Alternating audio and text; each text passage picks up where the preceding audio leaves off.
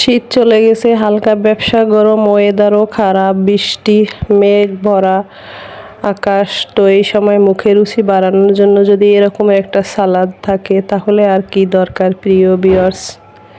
দেখুন আমি কি দিয়ে কি সালাদ করছি। আসসালামু আলাইকুম প্রিয় viewers, welcome back to my kitchen. চলে আসলাম আপনাদের মাঝে আজকের রান্না নিয়ে। আজকে একটা মুখরোচক সালাদ বানাবো টমেটো দিয়ে। খেলে একদম মুখের রুচিও বাড়বে আর প্রেশার থাকলে তাও একটু কমে যাবে, এতটা সুস্বাদু এই সালাদ। তো দেখুন, প্রথমে আমি কিছু রসুন খোসা ছাড়িয়ে শুকনা প্যানে ভেজে নেব। কোনো রকম তেল ব্যবহার করব না, তেল মশলা ছাড়া একদম মুখরোচক একটা খাওয়া। তো রসুনটা হালকা করে ভেজে নেব, একদম ডিপ করে ভাজবো না, ওই জাস্ট একটু পোড়া পোড়া হবে আর কিছুটা কাঁচা সুঘ্রাণটাও চলে যাবে। এই তো রসুনটা ভেজে নিচ্ছি। এর সঙ্গে আর যা যা দেব কাঁচামরিচ, পেঁয়াজ, রসুনের সঙ্গে সবগুলো দিয়ে তারপরে ভেজে নেব। আর এই ভাজা রসুন কিন্তু স্বাস্থ্যের জন্য খুবই উপকারী।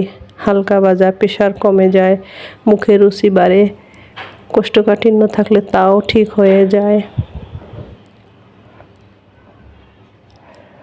রসুনটা কিছু ভাজা হয়ে গেছে, চুলার জাল একদম লো হিট করে দিয়েছি।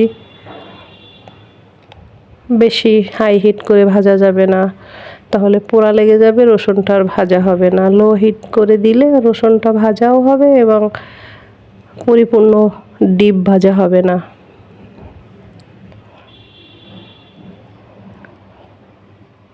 দারুণ সুঘ্রাণ রসুন ভাজার।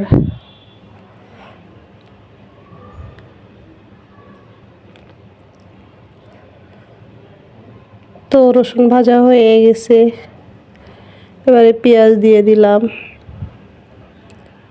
কাঁচামরিচ, এইটা ছোট বিন্দু কাঁচামরিচ, এতটা ঝাল কি বলবো, এই ঝাল খেলে কান দিয়ে আগুন বের হয়ে যায়।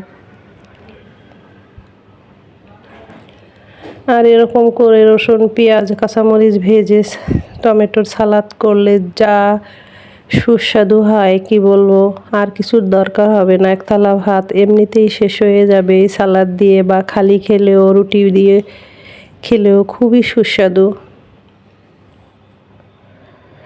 জ্বর থাকলে তাও ভালো হয়ে যাবে এই ঝাল রসুনের ঝাঁজে।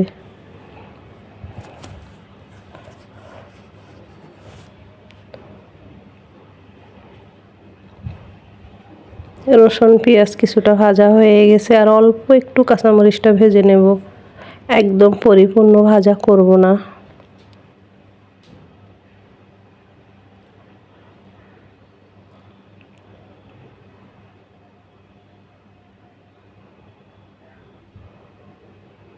অনবরত করে একটু নেড়ে নেড়ে দিতে হবে, তা না হলে এক পাশ পোড়া লেগে যাবে। যেহেতু তেল দেইনি, শুকনা শুকনা ভাজা, তো এই অবস্থায় একটু অনবরত নেড়ে নিতে হবে। এই দেখুন হয়ে গেছে আমার পেঁয়াজ রসুন কাঁচামরিচের ভাজা।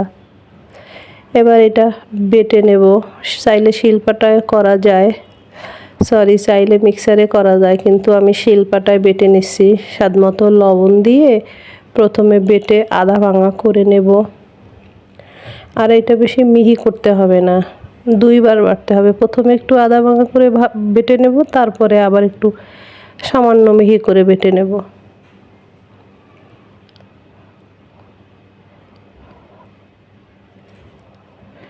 যারা যারা মরিচ ভর্তার পাগল তারা এটা দেখলে অবশ্যই খেতে ইচ্ছে হবে, কি আর করার, খাওয়াতে পারবো না। তা আপনারা এভাবে চেষ্টা করবেন, দেখবেন খুবই সুস্বাদু হয় এই ভর্তাটা দিয়ে টমেটোর সালাদ করে খেতে।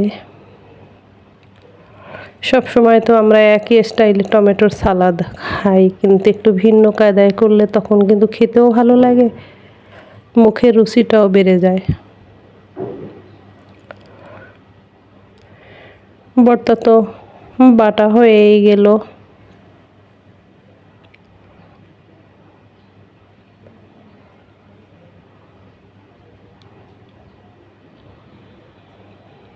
শুকনো মরিচ দিলে পেটের জন্য ভালো না, কাঁচামরিচ দিয়ে এই ভর্তাটা করতে হবে।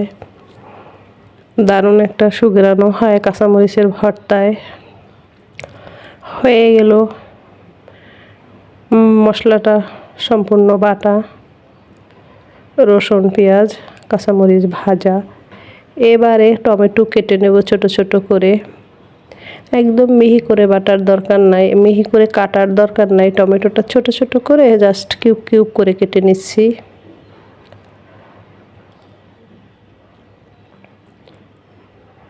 এই ভর্তার সঙ্গে আমার 1.5টা টমেটো দিলে হয়ে যাবে, আবার বেশি দিলে বেশি করে ভর্তাটা করতে হবে, তাহলে খেতে সুস্বাদু হবে। এখানে কিন্তু আর আমি কোনো রকম তেল ব্যবহার করব না, এটা একদম তেলবিহীন সালাদ। একটা কাটা হয়ে গেল, আর অর্ধেকটা নেব।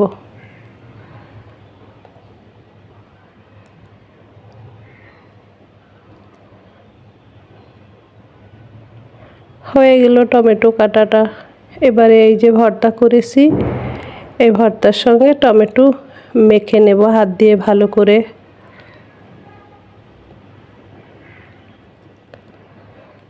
মাখা হয়ে গেল, এই দেখুন কত সুন্দর মুখরোচক একটা টমেটোর সালাদ হয়ে গেল। গরম ভাত রুটি দিয়ে খাওয়া যায় এবং খালিও সালাদ হিসেবে খাওয়া যায়।